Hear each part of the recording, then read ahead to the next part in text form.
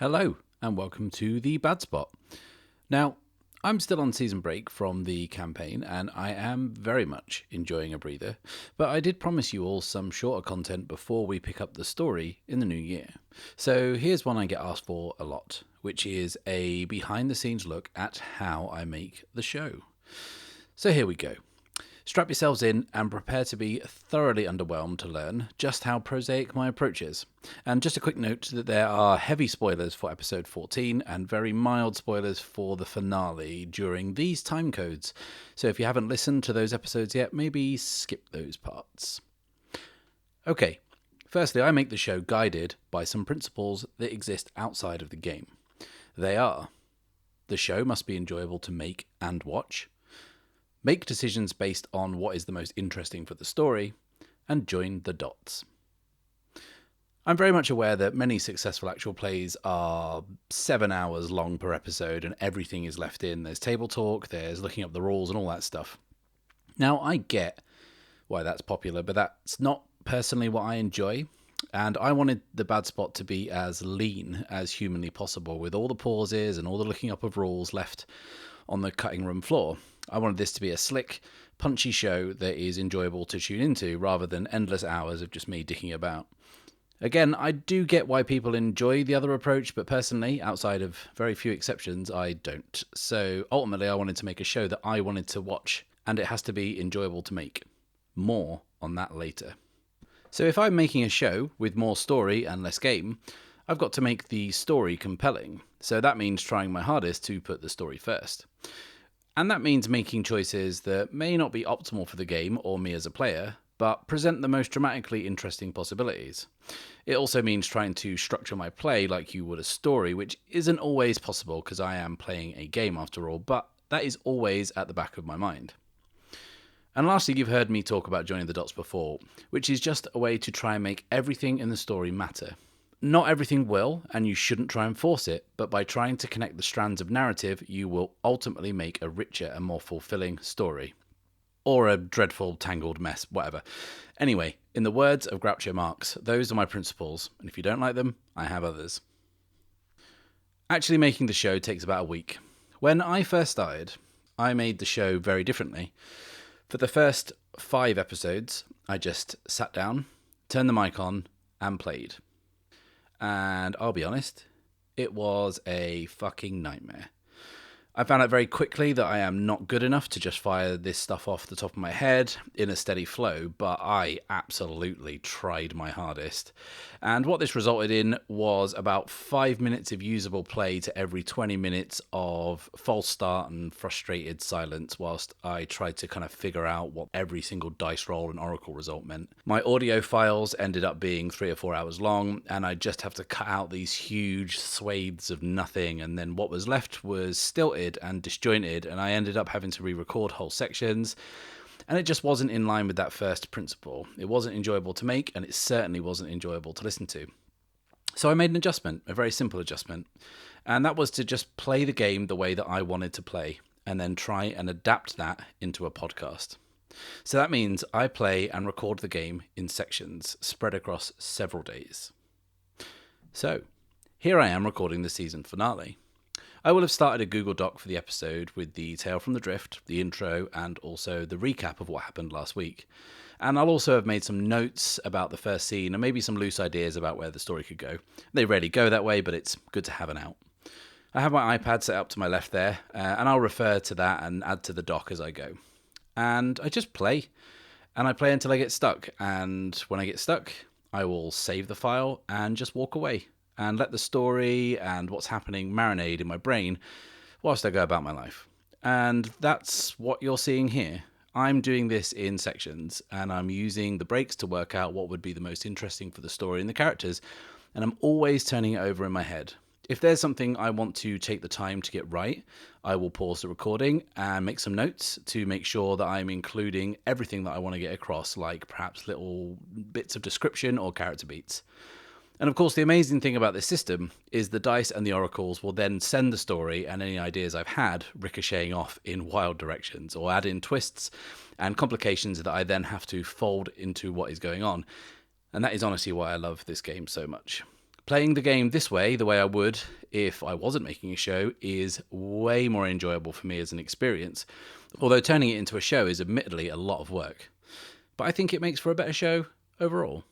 I'm not streaming this, and there's no one else playing with me, so I'm taking advantage of that, and I'm trying to make the most interesting adaptation of my game as I can. If you are curious, I record and edit using Audacity because it's free. I use a Shure SM58 mic, which is going into a cheap Behringer audio interface.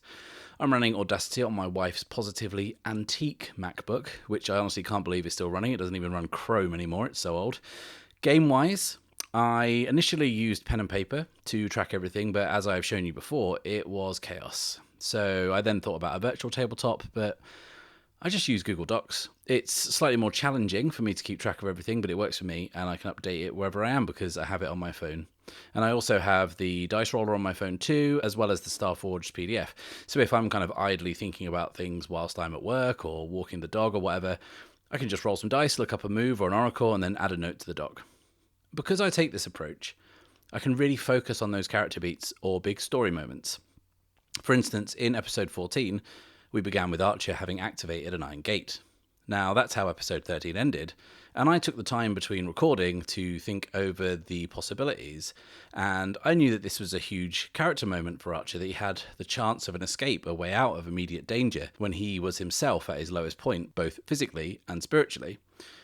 But he makes the choice to stay, because he has forged this meaningful connection with Luna, and that's a connection he can't abandon. And that moment in turn becomes what drives the second half of the season, which is Archer realizing that he has a responsibility to try and stop the clans finding the lens. And that is something that I 100% would have just skated over if I wasn't taking the time to think about it. Now, this final stretch of recording is pretty late. It's now like 2 a.m. and I am pretty fried by this point. And you will see that I'm referring to the notes quite heavily, and that's because the climax of the season was quite tricky. There was a lot thrown up by the rolls and a lot of story threads that needed to converge at this point, so I had made quite a few notes to work from.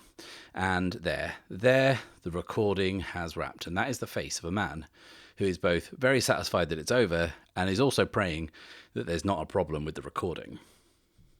After recording, I will leave it and then come back to edit another day.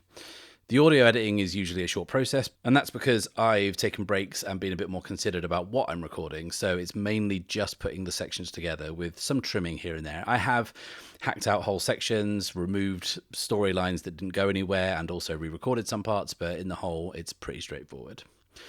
After I finish editing, I am left with a Google Doc that looks like this. Here are my notes for a scene, and then there are the dice rolls and moves and any progress tracks that I need to change. I use these notes to make the slides later, and as you can see, I've got the dialogue written here. I tend to stop recording and write dialogue if it's more than a few lines between characters, because I want to be sure that any information that needs to come across is clear, and any character beats don't get lost. But I do set myself a hard limit of just writing dialogue once, because I know myself, and I will polish it to a high sheen if left to my own devices. And whilst I think that would be nicer to listen to, I'm not writing a play, so I just do it once.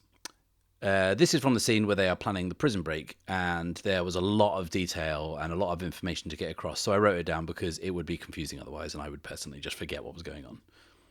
So when I'm done recording and editing, I work from the Google Doc. From this, I make the slides using Keynote, which is the Apple version of PowerPoint.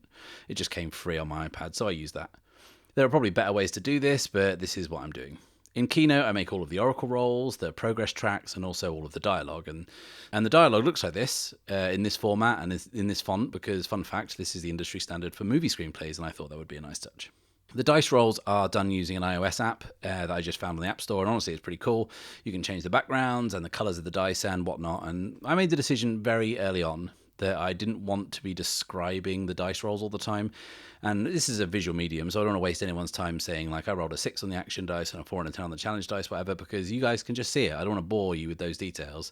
You just want the results. So I figured out this is the best way to illustrate that without breaking the flow or breaking the immersion. I screen record the dice on my phone when I make the rolls, and then I just import them into Keynote.